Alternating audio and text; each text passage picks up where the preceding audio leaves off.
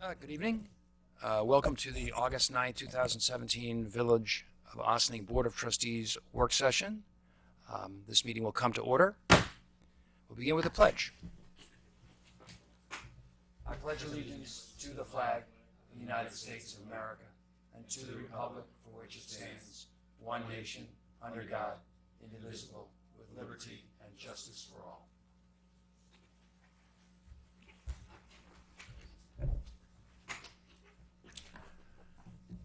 Okay, any announcements? Annie, any announcements? No. Okay. Manager Fraioli, take us away. Thank you, Trustee Codman. This evening's agenda is a very brief agenda, and we're going to start with some items relative to village parking ordinance and issues. Discussion led by Corporation Counsel Stuart Gahan. Thank you, Paul. Good evening, members of the board. Our planning director, Lynn Brooks-Ovney, is here to also answer any questions on this particular topic.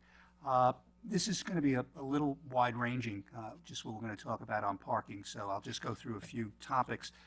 We've recently received Mr. Dworka's report, the final draft, which we will be discussing over the next couple of weeks. There are extensive discussions in there with regard to parking.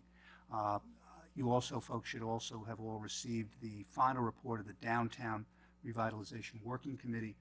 There was a specific subcommittee dealing with traffic and parking there, and I would commend to you to look at that as well, because that was a very detailed discussion there with regard to parking issues that exist within the village, both with regard to down at the train station, in the center part of the village, in the Main Street area, and with regard to all the different municipal lots. And there were a number of suggestions in there which, you know, are worthy of discussion, and we're going to go through. From reading the emails, I think it's going to be a slight amendment to the report having nothing to do with the parking end of it, but dealing with one other section, and I think that will be out early tomorrow morning. But the basic part of the report is where it is.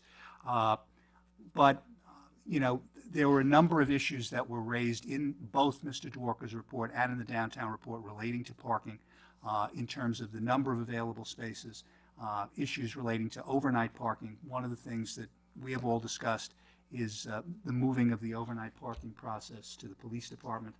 That's something that will be done, so that can take it out of finance, take it out of building, so that the police can operate that there. One of the points that I know that Mr. Dworka made in his report is the number of overnight parking permits that are issued in terms of even a particular unit in a building, if there's really no limit in terms of our numbering. So that may be something legislatively that the board will want to look at in terms of dealing with that. There were other issues, as I'll just go back to the downtown report in terms of to get more people downtown to park, to perhaps do a different type of pricing structure with regard to the parking, which is something to look at. Lynn and I were discussing that parking has been something that we've had memos for years, as I'm sure members of the board know that, with regard to the issues of parking.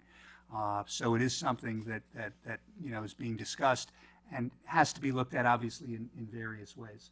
I know that in my talks with Jerry Fiella, you know, his plan is to ultimately, when they have the museum, to have people transported from the downtown to the museum, because there will only be a limited number of spaces down near the powerhouse. So that will also potentially put some more pressure on our parking. So those are all things that we're going to be looking at. Most important, I think, immediately we'll deal with the overnight issue, so that we can deal with that, get our procedures all straight, and we can take care of that. I do want to briefly comment on the parking issues that exist down at the waterfront, particularly in the vicinity of Harbor Square and 3 Westerly. As this board knows, we've gotten many emails on that. I was there this past Saturday walking around Gordine Park, and I noted that there are multiple signs advising people that their cars will be towed. There are cones in front of certain spots. As I have discussed with this board, reviewing the site plans, There are spots which they are all listed as public spots. Those are the spots in the vicinity of both the restaurant and Harbor Square. Public is for the park and is for the restaurant. We have had discussions with counsel for the restaurant that the signs which indicate restaurant parking after 6 p.m. only should not be there. They should not be up, particularly to the fact that those spots where those signs appear are in fact on village property. Moreover, there are some additional spots further down. There are 3 spots that are facing into Harbor Square. I got an email, I think, last week. I think Jamie was kind enough to forward it to me, of an individual who parked there and actually got one of those rather ugly stickers on his on his window of his car. Basically, you are illegally parked, and it's the kind of thing that you have to have a razor and some very hot water to basically peel off his car. Those spots actually do appear to be within the property line of Harbor Square. However, they are still public spots. So the question is, why are they doing that, and why are they still blocking off spots? I can tell you, when I was there Saturday at about 5 o'clock, all the spots facing Harbor Square were blocked off. They had cones in front of all of them, even though they are listed as public spots. And again, that was even before 6 o'clock with the restaurant being operated. So we will continue our discussions, but I think, to the extent that there are spots that are directly within village property, we're going to have to deal with that. And because the site plan is very clear, the parking agreement, there's a tripartite agreement involving Harbor Square's folks, the village, and Metro North in terms of what spots are to be used. I've reported to the board previously that there were some folks who were Metro North tag parkers and thought that those were Metro North spots. They're not, but they are public spots in the sense of specifically for the park and for Harbor Square, the restaurant, with no time restriction to them. And certainly no time restriction with regard to the spots that are within the village's area. So, that's something that has to be dealt with. There shouldn't be cones up there. There shouldn't be those particular restrictions. And we certainly don't want folks who are going to visit the park, having stickers put on their car that they are illegally parked, when simply put, in our view, they're not illegally parked. So I'll again be speaking with council, but we'll make it very clear that those issues need to be cleared up and dealt with quickly, because it's becoming more and more of a situation. We're getting more calls about problems with the valet parkers down there, and how the cars are being parked and how they're being moved about. And it's wonderful that we have all those people coming down there and all the people going to the restaurant. But there are people who just want to go and visit the park, and should certainly be in a position that they can do that without concern that their car is going to get towed, or they're going to have a cone put in front of their car or anything like that. Stuart, if I may, since you brought that issue up and you mentioned that the signs that saying after 6 o'clock they belong to a particular restaurant. Restaurant only, right? Those are in village property. So can we, as a village, remove those signs, because those signs are right away, instead of we waiting for someone else to do it? They're signs that are, both the signs and the spaces are within the village's right of way. So can we remove those signs that don't belong to us? If we wanted to come and basically, now I'm not necessarily taking the poles down, but if you wanted to just take the sign physically down, the village could remove, because that's on village property. That's not Harbor Square's property. But again, more important than that, the spaces are designated as public. Can we remove those signs and replace the signs by saying that those are public parking spaces? That can certainly be done. There was a suggestion from Harbor Square that perhaps a time restriction be put on it, and my response to that was that that would require a change to the village code, because we don't have time restrictions down there with regard to that. But to the extent that just to indicate this is a public for the park or for that can certainly be done without. The problematic language is where it says that restaurant parking only after 6 p.m. That should not be there. But I think otherwise, those signs should not be there. So should not be up. I know we don't have a full board, but there's three of us, and I don't want to make a decision without a full board, but I'm not sure if you guys will agree with that concept at least of removing those signs that don't belong there because they're in the village right away. So I can tell you that it seems that they have removed some signs, and I guess those remaining ones, I've been supportive of having those remaining signs removed. I don't have an issue with that. All right, so it sounds like you've been in dialogue with the attorney from the Ginsburg property. Right. I mean, what is the nature of the interaction? Are they responsive? Are they digging their heels No, in? they're Help me not- understand what, I mean, Sure. before we decide Do to, that. take things into our own hands. No, we're, I I'd like to believe that they would honor, the legal agreement that exists in place now, and that, I mean, obviously, if things become protracted, then I think we would want to act, but I would want to kind of understand characterize the current conversation. Yeah, I don't want it, there is no stalemate at this point. I had made a request. They sent back certain papers to me, to give me their history of it and most of the paperwork, which I already had.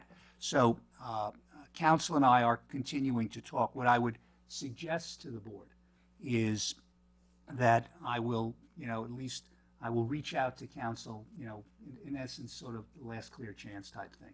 This is what we think needs to be done. This is where it is at that location. But they have responded to my emails. It's not as if it's been stony silence from the other end. And I think to at least see where it is, there has been some dialogue with regard to changing the wording on the signs. As I said, their thought was to try to put something with a time limit, which we're not in a position to do. But, I'd like to at least give it that chance before, we do that. I think, though, it clearly they should not be coning off any of those spots. I mean, that's an easy thing. They just have to take the cones away. I'm told that their, valets can be on occasion fairly aggressive, to come out that, you should not be parking there unless you're coming to our restaurant. But it's a public spot. And I think, at least that they can educate the people who are, handling the valets or whatever to let them know that's not supposed to be done.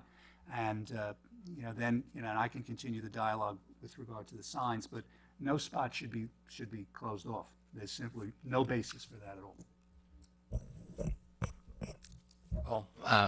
Might I make this recommendation for consideration? Even if we we do come to an agreement on some type of duration restriction down there, so you don't have someone utilizing a public space intended for the park and or restaurant as a train station space, a free train station space essentially, because it's going to be virtually impossible to police. Might I suggest that in the interim we take down the existing signs and we can have some temporary signs made up that says park and or restaurant parking only, and put them in place of the signs that are there now, because even if we do come to an agreement with their attorneys on the duration and you guys vote to change the ordinance, that still has to get sent up, adopted, sent back to us, and that process is probably in excess of 2 months typically. And that basically takes us through this summer and into the fall with this same issue, which is it's going to become even more testy when we go into the fall and the train station becomes more crowded. So I could probably do that, and I can maybe even have some metal signs made up stating what I just said earlier, parking for park and restaurant only, and replace them maybe within a couple of weeks. And if we tell their attorneys that we're going to do that while we're figuring out the permanent resolution, maybe we could do something like that. So, Stuart, so so I guess the message is that, either they're going to take down the signs that are there already, or we are, and it's our intention to take those signs down and replace them with signs that are appropriate and within the legal bounds that we currently have for that. I would certainly be okay with that, to make it clear. The current sign should be taken down as soon as possible because that's not what's going on. And then there'll be a period of time where, I don't know if there's something temporary you can put up, or I don't know what you can do in the interim, at least to educate people and and educate the people at the restaurant and at the Ginsburg property that these are spaces for the restaurant or the Okay. park. In addition to his correspondence that he's having with the Ginsburg Council, I'll coordinate with Stuart, and when we go down there to actually do it, we'll stop in and talk to the restaurant manager who also oversees the valets down there. And I know who he is, and we will advise them of the same. That's fine. Is that acceptable to you? Yeah. Very good. Okay, so we got that. So I just want to go back to tag parking. I don't know if you know this, but every budget season we set the pricing for tag parking, and if we could this year get some comparables of what other municipalities do as far as daytime tag parking, that would be helpful, because if we are having an issue of overselling tags, then that's a problem. So I think one of the things that Kevin Durkin said in his presentation is that we need proper pricing. And I can say that when you look at daytime parking, if a tag is $250 versus what the meter would be, people who have daytime parking, it's a serious bargain that they're getting if they had to actually pay by the meter. So we might want to look at the pricing structure before we go into budget season this year. I think that the transportation subcommittee actually did that. So I Yeah. think it may be in the report, will be as an actual chart of what some of the local jurisdictions have in terms of those numbers. So we can certainly provide those numbers and supplement what they have. Okay. Was that the? No, I don't think so. That wasn't the whole parking conversation, was it? Well, there's other topics we can go into. As I said, the overnight parking, we're going to move over to the police. And I know that there's been discussions about the lots that we talked about and things like that. It was more open to that extent if there's anything else. I mean, as I said, we have a lot in the two reports that we've just received in terms of parking. So I don't have any specific other topics on that to go into other than what's there. The overnight parking waiver program, which we're looking to bring into the police department, is with the full agreement by the police chief. He has to line up some personnel down there to receive the same, but it's not going to be, excuse me, sorry about that. It's not going to be that much of an effort to have the personnel take in what they're doing now and put that into their day. The benefit that we saw in doing that when we all sat down and discussed it, and all being myself, Stuart, finance, police department, and the building department who oversee the program now because it's spread out, is the sole source accountability for the program. It's going to relieve some work from the finance department. It's also going to relieve some work from the building department with regard to the inspections that they have to do to perform the same. It's going to be one-stop shopping. It's also going to provide for essentially a 24-hour, 7-day-a-week application process for the overnight parking permit, something that doesn't exist now. They have to come during business hours into the finance office. So there's a lot of collateral benefits of moving it down there as well, more than just the internal logistics here. So we all agree that that's the right thing to do. So I guess to that, I just had probably, I'm sure Kevin will come, the chief will come in here at some point and do a presentation and he's going to structural that or however he's going to be handling that in the department there. But I guess one question that I have, and probably Tom be able to help me, is the finance portion. The payment. How do they, how do you pay? You pay by check. You leave the check there, and the check comes back to him. Is that something that? Because typically the police doesn't take any money. That's No, question, I guess. I don't want to speak too much in advance, and Tom is here to jump in if I misspeak, but I think they were going to try to set up a credit card receipt there, and then do something online as well down at the police department that they can execute right at the desk. So those details I can't speak to, but that's the idea. And yes, Kevin will come in and make a formal presentation because we do plan on rolling it out if and when, or just when, not if and when.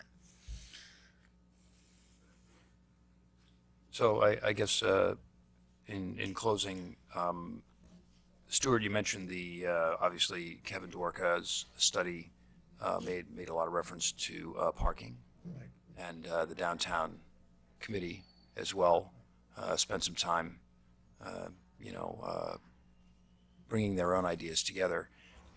Perhaps there's a way we can, put together, some kind of an analysis of kind of,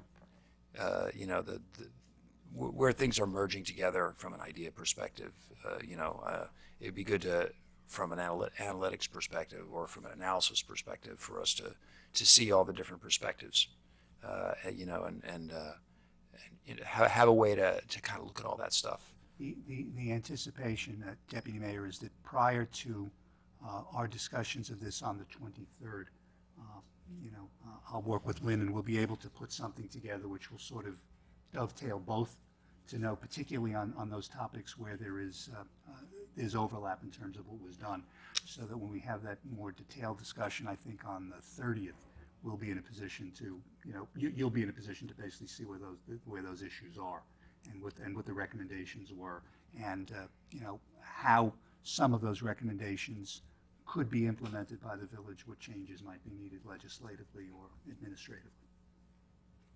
And I guess the only other part of this is that, I think at some point, I guess there's a plan to obviously discuss the report. And I'm just wondering if there's a plan for that to be on the work session, or My understanding. have we set a date? Yeah, my understanding is that on the 23rd, there would be an advice of counsel, because there are a number of legal issues that were raised with regard to the reports. And that on the 30th,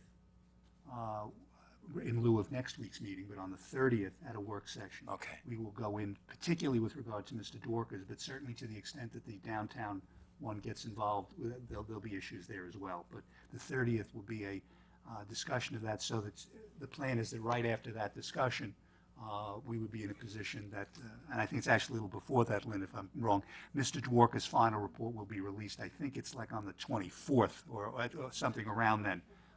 Any final comments that we have would go to Mr. Dworka as of the 24th, and then right after that, he would issue.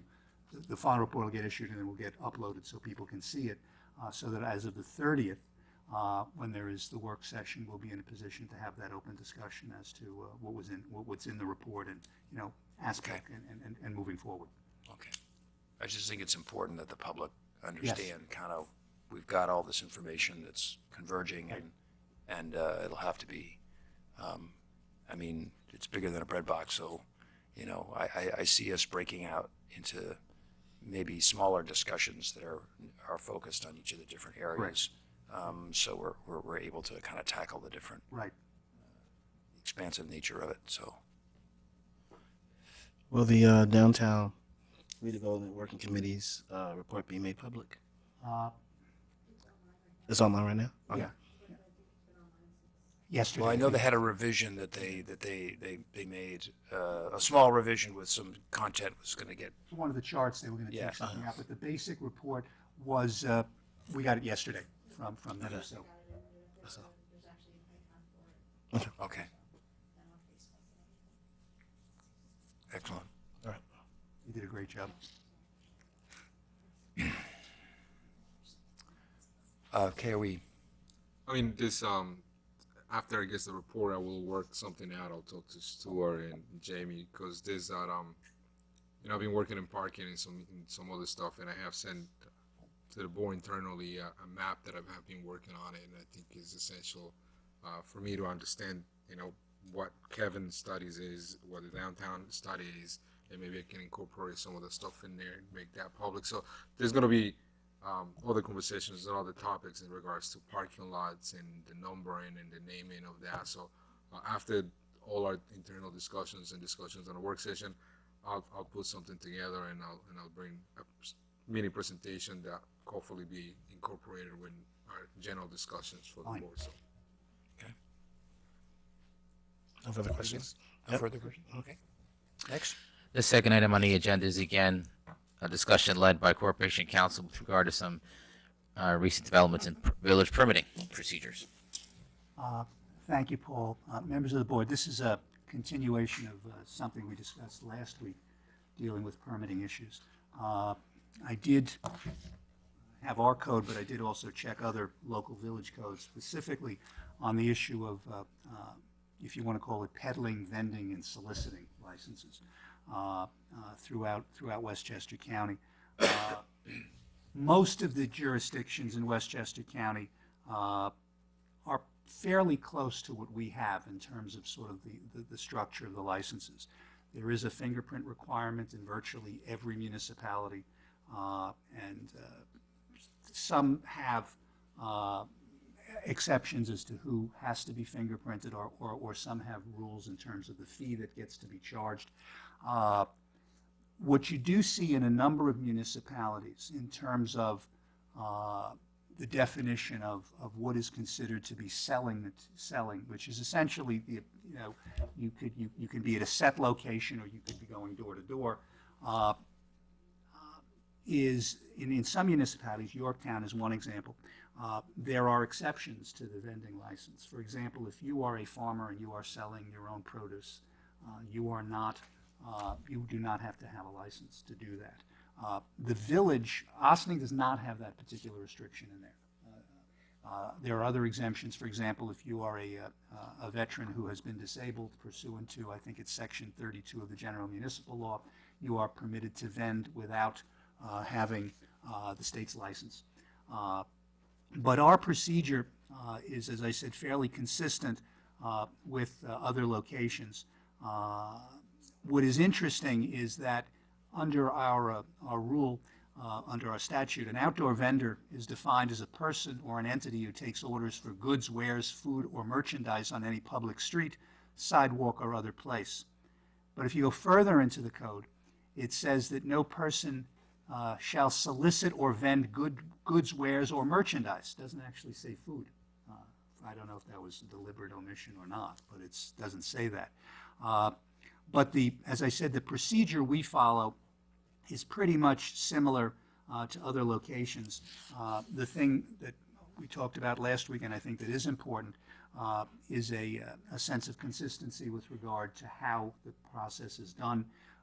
The village clerk is identified as the licensing official, so the village clerk has the authority to issue the licenses.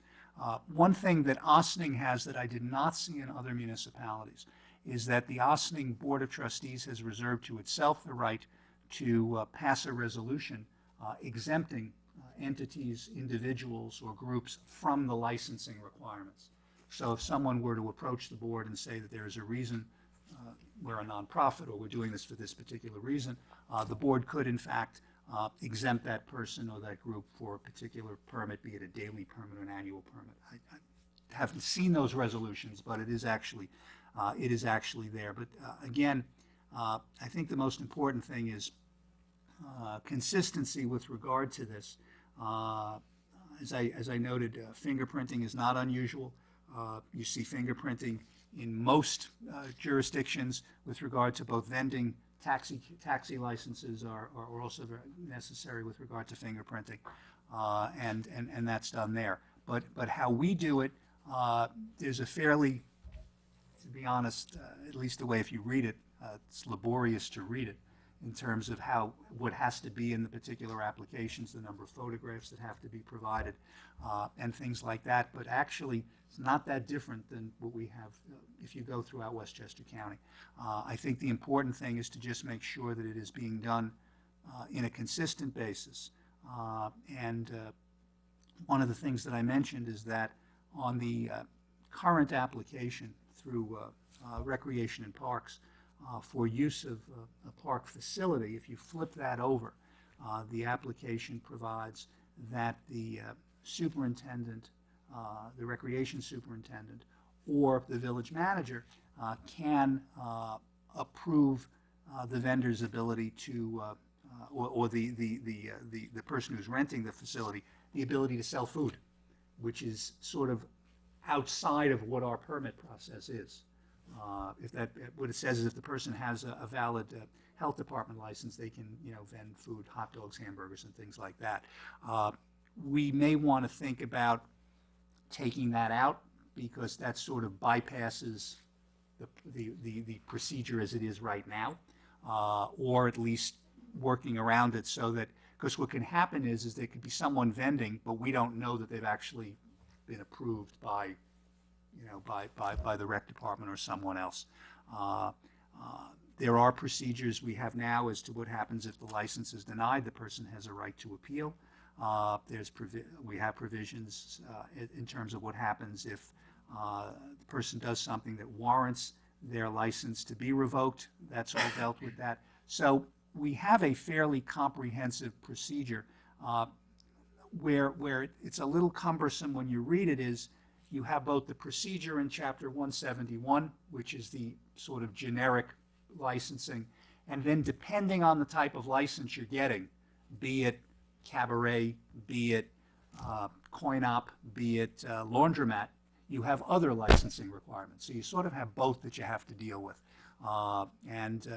What I think might be beneficial at some point is to just almost create a spreadsheet or something that can be provided through the clerk's office, just so that people know if you're looking for this particular license, this is what you're going to need. These are the elements that you're going to have, so that the person does not have to necessarily search multiple sections in our code to find that. But again, consistency is the most important thing to have, so that if someone is coming in, they want to sell goods, food, merchandise, whatever, they get the particular license that they're required to have, and then they can do what they have to do. As I said, I did check the other codes, and all in all, they're pretty much the same. They do have a few of those exceptions that I mentioned with regard to some places farmers selling their, and it must be the farmers selling their own produce. In those situations, as I said, Yorktown has an exemption for that. There are other municipalities that do as well. But otherwise, we're fairly consistent with the other places that go with that. So I just wanted to let the board know that I had checked into that. I have a lot of comments on that, but I think Stuart, something that we need to look into is the application and the process. I mean, right.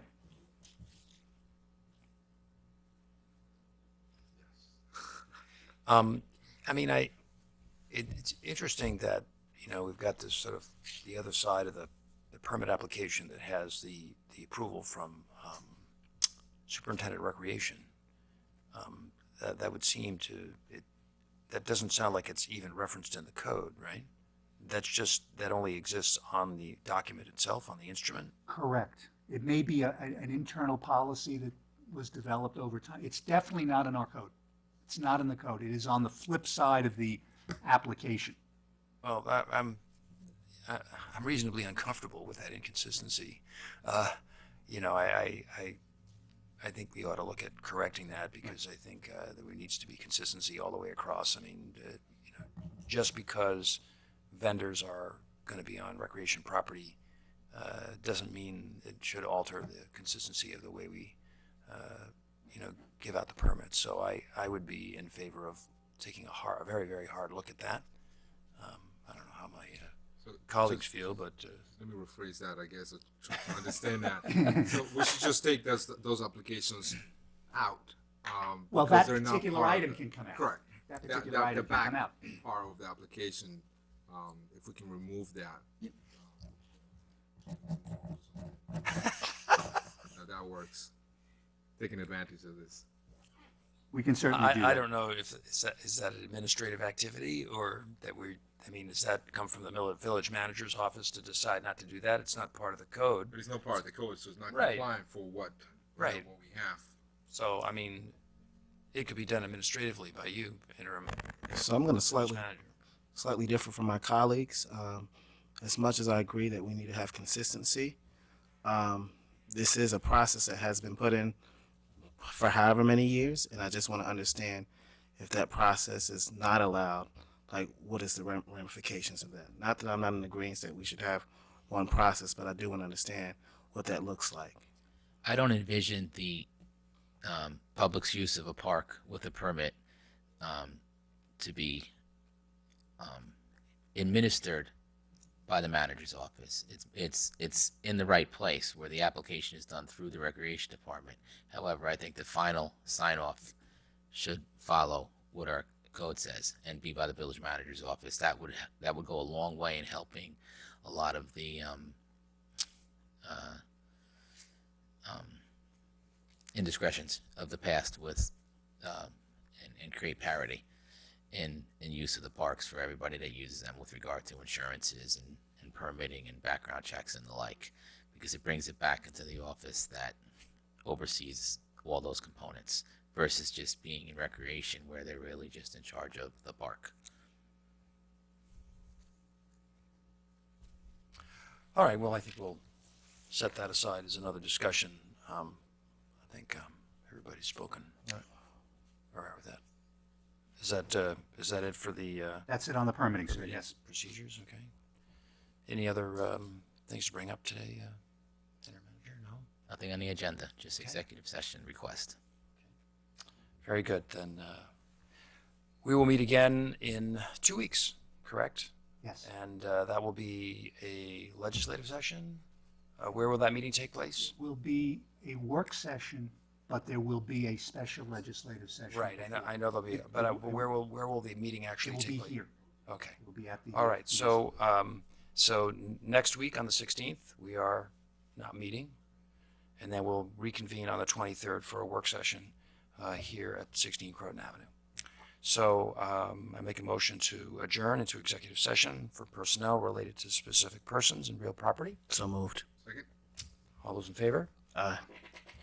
Thank you all very much for joining us for this work session. This meeting is adjourned. Thank you.